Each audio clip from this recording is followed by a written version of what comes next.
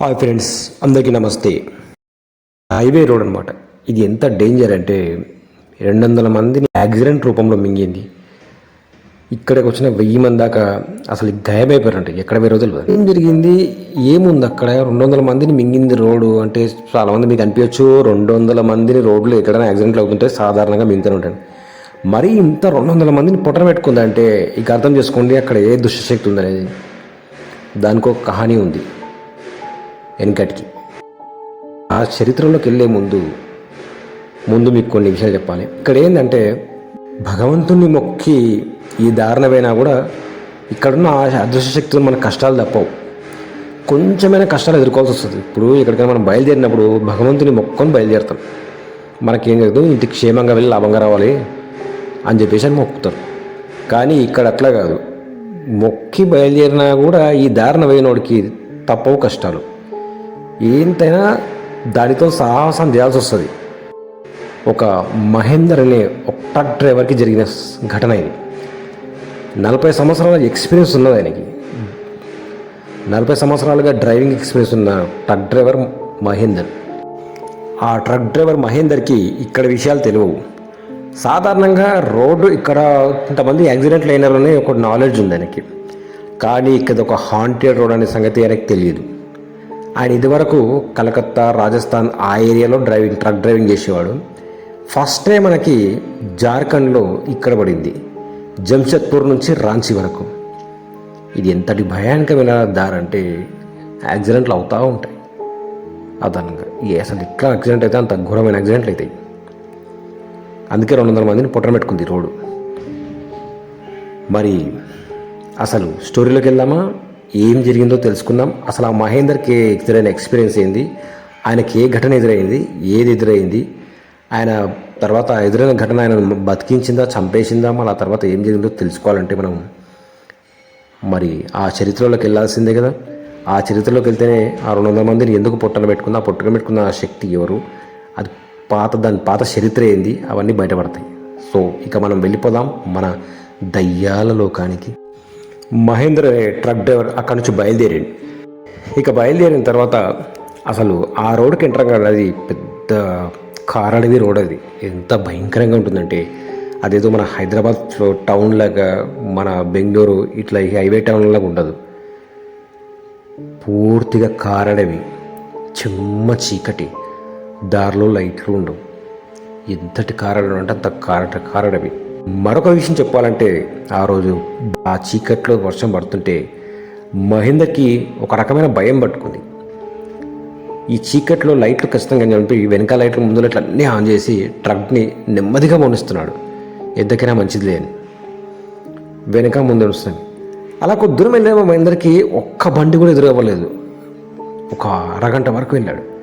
ఒక్క డ్రైవర్ కూడా ఎదురవ్వకపోయేసరికి ఏమై ఇంత నేను వెళ్తున్నా, ఒక్క బండి ఎదురవ్వలేదు, అసలు ఈ భయానకమైన దారిలో నేను ఒక్కడనే ఉన్నానా, ఒంటరివాడిని ఉన్నానని భయం పట్టుకుంది. ఎలా ఉంటుంది, ఒక్కటే డ్రైవరు అర్ధరాత్రి కారు అడవిలో నడుపుతుంటే ఎవరికైనా భయం అనేది అనిపిస్తుంది. ఎక్కడో ఒక మూల చిన్నగా మనకు భయం అనేది అనిపిస్తుంది, ఆలోచన వస్తుంది.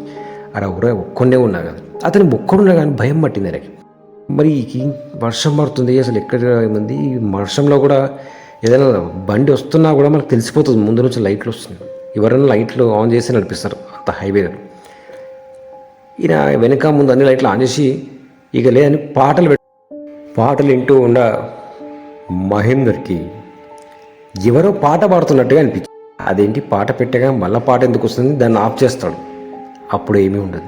అలా అతను ఆఫ్ చేసి ఆన్ చేసి ఇట్లా కొంచెం స్పీడ్లో కనుక్కోగలుగుతాడు ఎవరో పాట పాడుతున్నారని చెప్పేసి.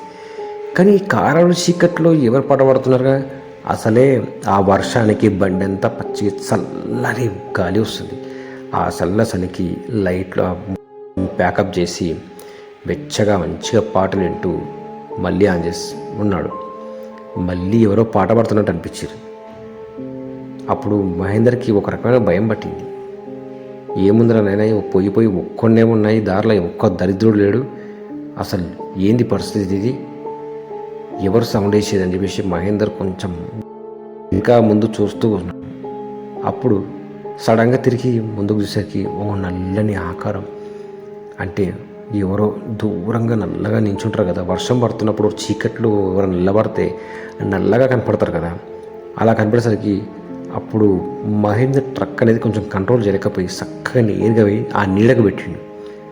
ఆ నీడకు వచ్చేసరికి మహేందర్ ఏమనుకున్నాడంటే, నేను ఎవరికో యాక్సిడెంట్ చేశాను, వాళ్ళు చచ్చిపోయారా బతుకురా, అయ్యో పాపం అని చెప్పేసి నేను అనుకుంటున్నాడు.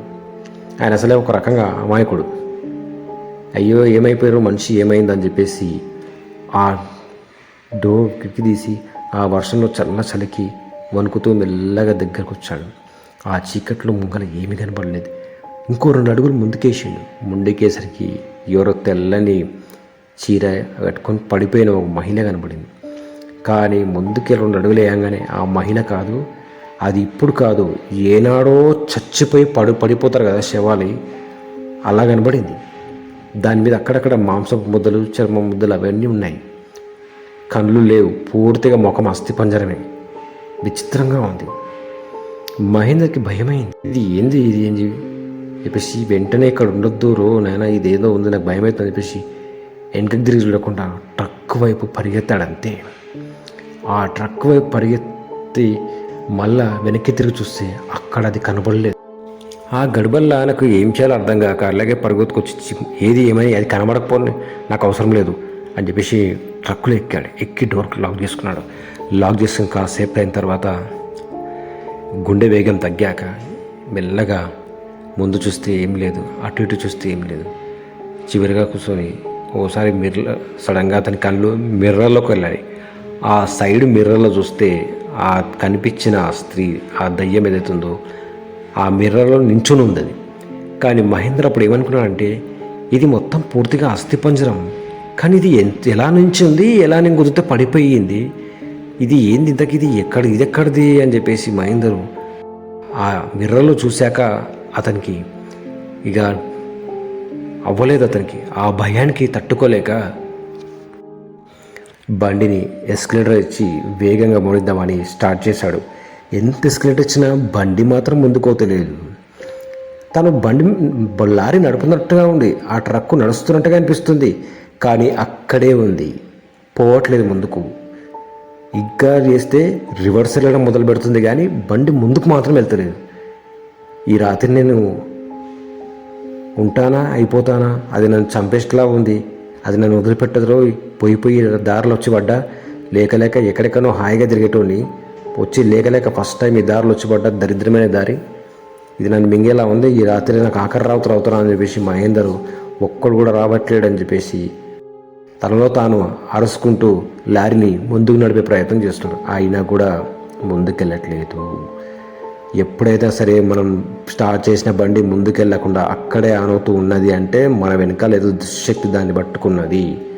అది పట్టుకున్నంతసేపు దాని ఇష్టంగా వదిలితేనే పోతాం తప్ప మనం ఎంత బలవంతం చేసినా అది వదిలిపెట్టదు. ఎందుకంటే కొన్ని చోట్ల భగవంతుని పేరు పనికిరాదు, భగవంతుని నామము పనికిరాదు. ఎంత ప్రయత్నించి ఎంత మొక్కులు మొక్కినా కొన్ని చోట్ల దుష్టశక్తుల నుంచి మనకు కష్టాలు పడాల్సిందే.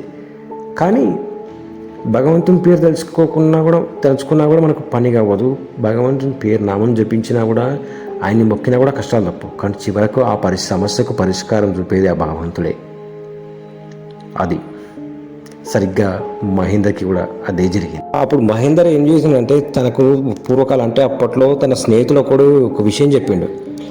అదేంటంటే, ఎప్పుడైనా సరే నువ్వు ఎంత బండి నడిపినా బండి ముందు కదులుతలేదు, ఒకే జాగాలో ఉంది, నీ బండి రన్ అవుతుంది, ఒకటే ప్లేస్లో ఉంది అంటే దాని అర్థం ఏంది, నీ వెనకాల ఏదో ఉంది అని అర్థం. ఆ క్షణమే నువ్వు అక్కడి నుంచి వెంటనే డిసిజన్ తీసుకోవాలి. అంటే ఆ వెహికల్ ఆగిపోయి నీకు పెట్రోల్ ఖర్చు అవుతుంది తప్ప నీకు ఆ బండి కదలదు, అంటే దాని ఉందని అర్థం. ఇప్పుడు మహేంద్ర ఏం చేశారంటే, వెహికల్ ఆపేసి వెంటనే బయటికి దిగాడు. ఆ డోర్ తీసి బయటకు వచ్చిన వెంటనే వెనక నుంచి మహేందర్ అన్న పేరుతో ఒక శబ్దం వచ్చింది. ఈ కారడవిలో అర్ధరాత్రి నన్ను పేరు పెట్టి పిలిచేవాళ్ళు ఎవరబ్బా, నేను ఎవరికి తెలిసిడా, ఊరు కానీ ఊరికొచ్చాను, వేల కానీ వేలకొచ్చాను, ఉదయం పూట రాజస్థాను, ఒరిస్సా, కలకత్తాలో తిరిగేటోని, అర్ధరాత్రి కారడవిలో పోయి జార్ఖండ్ రోడ్లో వచ్చాను, ఇక్కడ నేను ఎవరికి తెలుసు, ఎవరు నన్ను మహేందర్ అని పేరు పెట్టి పిలిచేటోళ్ళు అని చెప్పేసి మహేందర్ 4 దిక్కులో చూస్తే ఆ చిమ్మ చీకట్లో ఎవ్వరు కానీ అతనికి ఏమర్థం కాక అక్కడ చెట్ల పొదల ఆ చెట్ల సందున అక్కడ అంతటా చూశాడు. కొద్దిగా లోనికి వెళ్ళి అంతవరకు చూస్తే పురుగుల సప్పుడు, ఆ రాత్రి వెళ్ళో చీకట్లో కిటకాల సప్పుడు వచ్చింది తప్ప ఏ శబ్దం రాలేదు. ఎవరు పిలిచినా పలకలేరు. నన్ను పిలిచేవారు అనుకున్నాడు. మళ్ళీ ఆ కిటకిట ఆ పురుగుల సప్పుడు మధ్యలో మహేందర్ అని చౌకాడు ఎవరు అరిసినట్టు అనిపించింది. ఏదో మళ్ళీ పరిగెత్తుకుని వచ్చి లారీలో కూర్చున్నాడు. అసలు నేను ఎవరికి గుద్దాను, ఆమె ఏమైపోయింది, ఆమె మళ్ళీ మిర్రలో కనబడింది, మళ్ళీ ఇప్పుడు ఎక్కడుంది, వెనక నుంచి నన్ను పిలిచింది ఎవరు, మహేందర్ని, అసలు ఆ దుష్టశక్తి ఎవరు, అది చేస్తుంది. అప్పుడు తనకేం అర్థం కాక ఏముందంటే అప్పటికే అతను బాగా అలసిపోయాడు, మొత్తం టై అయిపోయాడు, అతనికి హై బీపీ కూడా ఉంది. ఇవన్నీ సమస్యలు ఎదుర్కొంటున్న మహేందర్ బండిని రివర్స్ తీసుకుపోతున్నాడు. అది రివర్స్ పోయి ఆ చిన్న దారి నుంచి మెల్లగా నేరుగా హైవే రోడ్ మీదకి వచ్చింది. హైవే రోడ్ మీకు వచ్చినాక అతనికి సడన్గా మిర్రర్లో చూస్తే వెనకన ఒక వాహనం కనపడింది, వెనకన ఒక ట్రక్, ఈ మరొక ట్రక్ కనపడింది. అంతే, ఈ ట్రక్కును ఆపేసి వెంటనే దిగి పరిగెత్తుకొని ఆ ట్రక్ దగ్గర ఉన్న ఆ మనిషి దగ్గరికి వెళ్ళాడు. చివరిగా అంటే ఆ ట్రక్ దిగి ముందుకు వెళ్ళగానే అక్కడ మనిషి కనబడ్డాడు. ఆ మనిషి దగ్గరికి వెళ్ళి జరిగిందంతా చెప్పింది.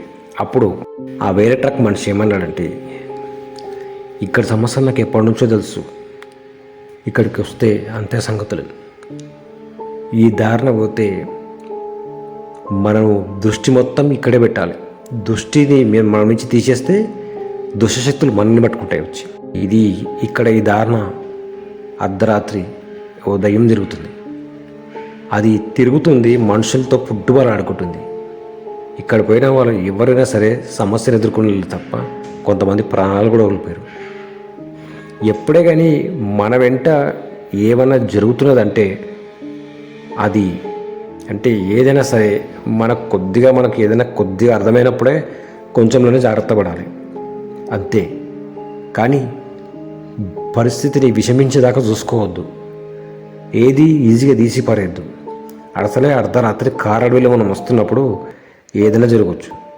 ఎంత జాగ్రత్తగా ఉన్నా అంత జాగ్రత్తగా ఉండాలి, భయపడద్దు అని ఎదురుగా తోడు ఎవరు చెప్తుంటాడు. అప్పుడు మహేందర్ అంటాడు, ఈరోజు నేను నిలబడ్డానంటే అసలు ఏందో నాకే అర్థమైతలేదు అని మహేందర్ అనగా ఆ ఎదురు వ్యక్తి అంటాడు, ఈ చరిత్ర నేను ఈనాడు అని ఎప్పటి నుంచో చూస్తున్నాను, ఇక్కడ ఇలాంటి సంఘటనలు జరుగుతున్నాయని చెప్పేసి. జరగడమైంది నాకు కూడా ఇక్కడ ఎక్స్పీరియన్స్ అయ్యింది. ఇక్కడ ఒక ఆత్మ జరుగుతుంది, నీకు తెలుసా, ఇదంతా జరగడానికి కారణం ఓ ఆత్మ, అది ఇక్కడే తిరుగుతుంది, మనుషుల్ని కూడా తిప్పుతుంది. ఎవడు ఎటు వెళ్తాడో ఏ క్షణం ఏమైపోతాడో ఎవడు, నీ టైం బాగుండి బతకగలను. ఇప్పటికి చాలామంది ఎక్కడ పోయారో ఏమైపోయారో కూడా తెలియదు ఇక్కడ. ఇది ఎప్పటి నుంచో తెలుసు నాకు ఎక్స్పీరియన్స్ అయింది కూడా, ఇప్పుడు నీకు అవుతుంది. దీనికి పరిష్కారం ఏంది అని మహేంద్ర అనగా ఆ వ్యక్తి అంటాడు, ఏం లేదు, దానికి ఏదన్నా ఎక్కియాలి, దానికి కావాల్సింది ఏదన్నా, ఇక నువ్వు అర్థం చేసుకుని నేను చెప్పలేనంటే. అప్పుడు మహేంద్ర అంటాడు, నేను నా ట్రక్కులో సప్లై చేసేది కూడా మాంసమే, జంతువుల మాంసం, అది నేను పెడతాను అని చెప్పేసి ఆ మాంసాన్ని రోడ్డుకు ఒక పక్కన పెట్టేసి అక్కడ నుంచి వెనక్కి తిరిగి చూడకుండా ఇద్దరు ట్రక్ డ్రైవర్లు వెళ్ళిపోతారు. ఇలా వెళ్ళిపోతున్నాక కొద్దిగా వెళ్ళంగానే వాళ్ళకు గుడి కనపడుతుంది. ఆ గుడిని చూడంగానే ఇద్దరు వేగంగా వెళ్ళి ట్రక్కును ఆపేసి పరిగెత్తుకుని వెళ్తారు. వీళ్ళ పరిగెత్తడంలో ఆ గుడిలో పండితుడు ఉంటాడు. ఆయన పరిగెత్తడం చూసి ఆ పండితునికి అర్థమైపోతుంది వీళ్ళు ఏ సమస్యలు ఉన్నాయనేది చూడంగానే. అప్పుడు ఆ పండితుడు అంటాడు, మీకు ఒక అమ్మాయి ఆత్మ ఎదురై మీకు సమస్య సృష్టించిందా అంటాడు. అవును, ఏంది ఇంతకు ఇక్కడ ఈ దారిలో కూడా అసలు ఏం చరిత్ర జరిగింది గింతగానమా అని చెప్పేసి మహేందర్ అంటాడు. అప్పుడు ఆ పండితుడు అంటాడు, కొన్ని సంవత్సరాల క్రితం ఇక్కడ ఒక అమ్మాయి ఘోరంగా యాక్సిడెంట్ మరణించింది. ఆ మరణించి తన ఆత్మ శాంతించక అక్కడే ఆత్మ తిరుగుతుంది, ఇతరులపై దాడి చేస్తుంది. అందుకే అని ఆ పండితుడు అప్పట్లో జరిగిన అదంతా ఘటన గురించి చెప్తాడు. అప్పుడు మహేందర్ అంటాడు, నేను కాదు, వెనకాలను చాలామంది 200 మంది దాకా రోడ్ల మీద చచ్చిపోయారంట. వాళ్ళ నుంచి నేను నా వెనకాల నా డ్రైవర్ కూడా సమస్య నుంచి ఎదుర్కొన్నామే అంటే.